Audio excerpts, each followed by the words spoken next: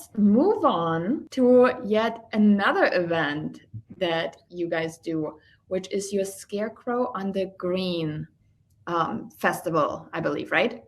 Yes, this one's always fun. It starts at the beginning of October and all the different business organizations in town. So our office happens to sit right on the historic town green in the center of town. And this particular town is very, very active in the community. So they run tag sales and antique car shows, and that's where the carnival takes place. So it really is the hub of the community there.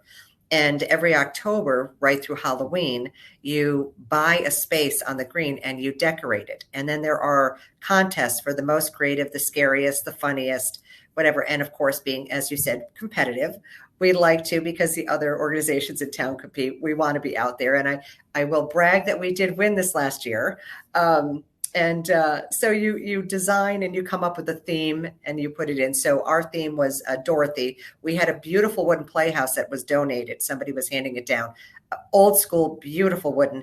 We had one of my agents, we created the exact outfit for Dorothy out of our Scarecrow. We put the witch's legs coming out from underneath. We made poppies and a yellow brick pathway coming up to it.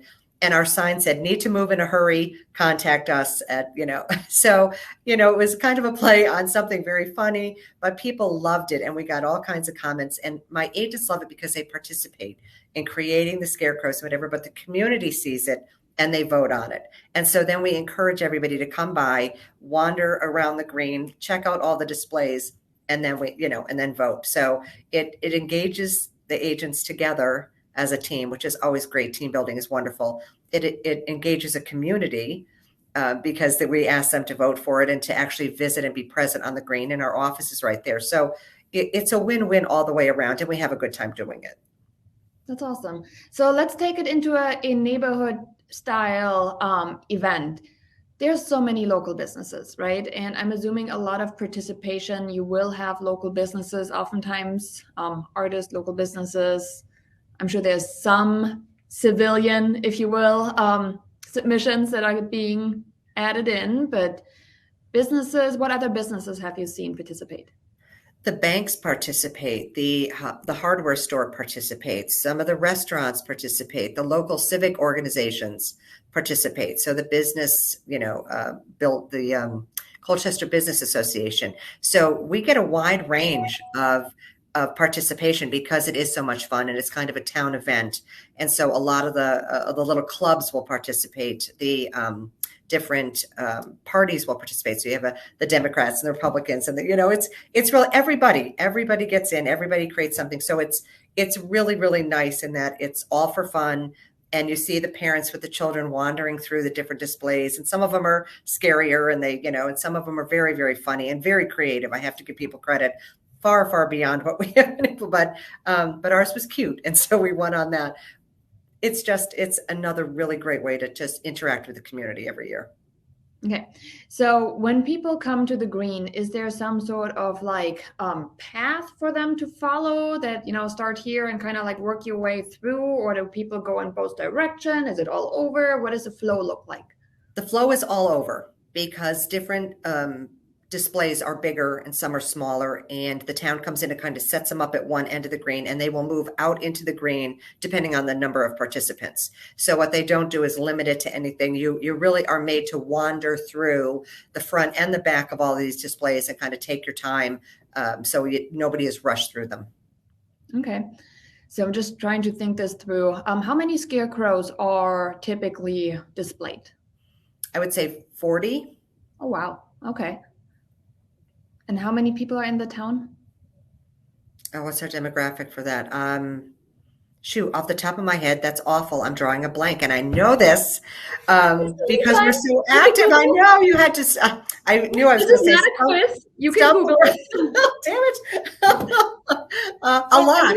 No. It's a suburban rural community, and it's very, very spread out. So I couldn't give you off the top of my head, but I know the participation is huge. It's just huge because of the fact that they have done this for so long and planned so many events around this. That's why people move into this town, is because of the fact that they are constantly doing things for the community. That's awesome. So let's bring it down to a neighborhood level. If I say, you know what, I would love for me to start hosting my own Scarecrow festival that is independent from the town. The first thing I would then do is obviously approach the businesses and say, hey, here's the plan. Would you consider building a Scarecrow, bringing it to the green on this and this day, and advertise your business, put a tent up. Obviously, it was a park. Yes, you need to talk to your municipality. What is the requirement to occupy a space like that? During the summit, we talked about event insurance. So there's a lot of that kind of stuff involved. Get really your ducks in a row, but most often there's nothing stopping you from it. I mean, think about the park districts or the forest preserves that let you essentially rent one of their pavilions and just say, hey, I have a crowd of 200 people coming, right? I mean, you got to start somewhere and then go from there. So businesses, have them sign up to participate. You can also have creative neighbors obviously say like, hey, by the way, it's open for the community. If you want to get, your kids involved, if you want to do a family build off, if you want to participate, make sure you register, have a sign up form for the people that register. Simple Google form, I think, would do it. The next part of it is the spectators. So now that we have the participants, how can we get the spectators in? And if you're looking at the neighborhood, you got your flyers. You also have your businesses that are participating with all their lists for customers, right? I mean, I have, again, a local barbershop, for example. I have a pet store. These people have customers and customer lists that they can utilize to bring awareness to these events. You can cross promote with these businesses and just let them know, hey, make sure you tell your customer base about it. And then also the neighborhood. I mean, that is all about hyper local business. Now we can go and blast it over the next 3 towns, but that's going to water down your efforts on that quality lead for somebody that's in the neighborhood, right? I mean, it's all a scaling aspect. How big do you want it to be? If you have an entire town-wide event, you're probably going to get people from 2, 3, 4 towns around you. And you have to weed through, okay, who is now a local neighbor and who is either a visitor or a neighboring town resident, right? So always be aware what's the goal with it. The next point of it is the spectators. If people come, how do I capture their information? Because as much as I love events, I love generating leads a lot more. So if you think about a system where they have to almost like vote, right? I mean, that's the point of this entire thing. Somebody's got to win this thing. So how do we get them to vote? And if I just think about, okay, if I have a Scarecrow and similar to like the voting ballot boxes in the front, what if you create a sign that just has the, hey, vote here for your favorite Scarecrow? And then from there, it's got to go into some sort of landing page. I would say, a voting system where you can say, hey, make sure you enter your information here. And then the next page is all the different Scarecrow pictures. And they can then select, their top 3 or however. But this way you had them log in, capture their information as they attend the event, and then leave their vote. So you don't have to worry about, hey, sign up. It's more of like a come and go, but it still gives them an opportunity to register, gives you an opportunity to capture a name, a number, an email, whichever you're looking for. And then from there, you can communicate with them, say, hey, this was fun, right? Do you want to get a recap or do you want to be, informed about the next event? And you can start giving them the next step, the next call to action. I love the idea of maybe a big QR code that they could just scan right there if it's on a sign. Click here. They're taking pictures anyhow, so right, exactly. Yep. Grab the QR code, or if they don't have a town, if you don't have a town green, so this is a real hub, but in one community, there's not really a central location. You could sponsor the Scarecrows and drop them off, and then have a list of places to visit with the QR code on the back after you're here are all the places, here are all the businesses. Please stop by and check out their Scarecrow and then let us know and vote. And then they could place them in front of their businesses. And that would let everyone know that they were actually participating in a town-wide event, which would get them a little bang for their buck. the scarecrows that they give us are, we always enhance, but they're very, I'll say, cheesy. Two sticks with just has some hay glued on or tied on. So something that would be really easy to even as a team to provide to people if the business or the individual wants to participate in it. And then you could put them on the postcard, follow here are all those businesses, here's the addresses, stop by and then vote. So there's so many things you can do if you don't have a big town green. So they provide the scarecrows? So they have some that you can provide, or we build our own because they were pretty. Yeah, you pay for a bale of hay, a scarecrow if you want it set up there, and some stakes if you wanted to help secure it into the hay bale. But so we usually do our own because of that, because they were pretty thin and not very impressive. But they're all different things that you can do depending on your resources, whether you provide them and like I said, they charge for them, so the materials are all provided. But there's so many great ways that you can take this back into the community if you don't have a central location. Okay. So that's another good piece of information, I think, too. It's like everybody can kind of start out with the same template, and then from there it becomes, what you make out of it next kind of thing, which is awesome. All right. So we talked a little bit about lead generation on that event. Also the follow-up, right? Making sure you stay in touch with them. Then let's move on to trunk or treat, if you don't mind. So you guys are doing trunk or treat, and tell me, are you organizing it or are you participating in an active one? We're participating in an active one in both communities. Typically, we see about, 300 or more children come through. It is an amazing event. People come from all surrounding communities. I don't know if anybody's ever done that, but there's a central location. One of the towns does fireworks afterwards, so it's always a big draw. But you back your car in, you open your trunk, you decorate it with whatever scary things or funny things you want. You dress up, and we always bring. It's really adorable. But we bring different candies based on people who can't have, milk or whatever. So right, you have different bowls of candies, tons and tons, bags and bags.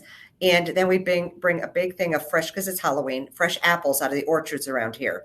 Wouldn't you know that so many kids choose the apple, which totally surprises the parents, because they won't eat fruit at home. They won't eat anything healthy at home. They would love the candy, and they choose the apples, which always gets a chuckle out of the parents. But literally hundreds of people filter by, stop to say hello, comment on your costume, comment on how you've decorated. Their kids pick up something, you get to take pictures of the children, of them with their children, give it to them. Sometimes we sponsor a photo for them. And it's a great team building, but it's a great community participation, because we always have our identifying banner there that says who we are. That's awesome. So this past year was my first trunk or treat, and I used it to essentially promote another one of my events, right? So, but just listening to you talk about the apple picking, for example. So apple picking season for most people is September to early October.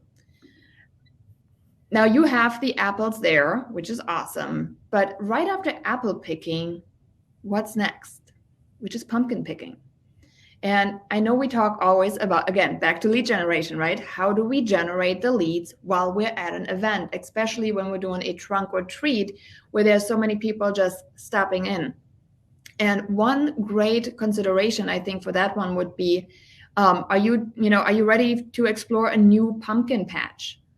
And then just really compile 10, 15, however many you have in your area. And that obviously will depend, right? I know our Florida people are a little bit less on the pumpkin patch side, because they, have to bring in pumpkins, I guess. But you have to really know your area. Like, can you put something together of hey, ready for a new patch? Here's a list of 10 to 15, hidden pumpkin patches that most people don't even know about. And get them to say you know what? Yeah, we've always been doing the same pumpkin patch for the, years and years. And yes, it's fun, but maybe it's time for a different one. Or maybe, the one that they used to go to is not as great anymore. Or maybe, they just needed to have a second trip because they love pumpkin patches so much. And you never know. So I think that's a great way for you to capture people that are coming by, because So many times the parents are kind of like removed in the background, right? The kids just grab and you are out hundreds of dollars of candy and a big smile, but how do you actually get the leads? And that again is the big point of why I put the event summit together. We need to make sure our time is spent in a way that says, hey, you belong in this community, you attend this school or you attend this church or wherever you have this trunk or treat event. How do you connect with the people after the event is over? And the answer is always give them something of value. And I think for the trunk or treat, a really good one would be, here's our secret list of the 15 pumpkin patches nobody's talked about. And so if you're up for a new adventure, make sure you grab that list. And that's your lead generator. That's a great idea. That's a great idea. We have so many farms around us, and there are so many that host different events for apple picking and apple fest and pumpkin picking and paint a pumpkin night. And, there's all kinds of things that they do that it would be great to just have, again, something to sign in to get the list, but they would sign in. They would sign in. And then you can also, do a recap on the trunk or treat, and you can then let them know, hey, by the way, we have our next thing coming up for, Pictures with Santa or whichever event you're doing next. Build the relationship, get them to know you, love you, and always come back to you for all these types of interactions, the positive ones that put a smile in their, on their face and make their children happy because they just ate a ton of candy. So awesome. All right. I want to wrap it up with just a shout out to you. I think this was absolutely amazing. I know I took a little bit more time than I usually do on my Mondays, but we've covered so many awesome events. And I really hope, we're going to add it all into our Hyperlocal Event Summit. So I'll get you a free access pass on it as one of the contributors. And if anybody has not gone through the Hyperlocal Event Summit, all the replays are up. And I'm going to tell you, this was like 4 events. There's almost 70 more inside that are completely different inside the summit. So there is something for everybody. And I'm going to say I'm really proud of how the summit turned out, not because of me, but because of people like this agent you have on here right now saying, yes, I'm willing to share. Yes, I'm stepping up to the community. Yes, I'm willing to put myself out there and make it a better place to live. So thank you so much for joining me today. This was awesome. Well, thank you for inviting me. You do such a fabulous job, and my agents love you. So it was a pleasure to be able to share some of the things they're doing. Yes, they raved about you after your summit. So I'm glad to help. Oh, good. Well, whenever, I've sent my second book. It's on the works for this year. Hopefully I'll get it out, but I'll send you guys a free copy so you can have a little free Janine library to circulate. Gotcha. Sounds good.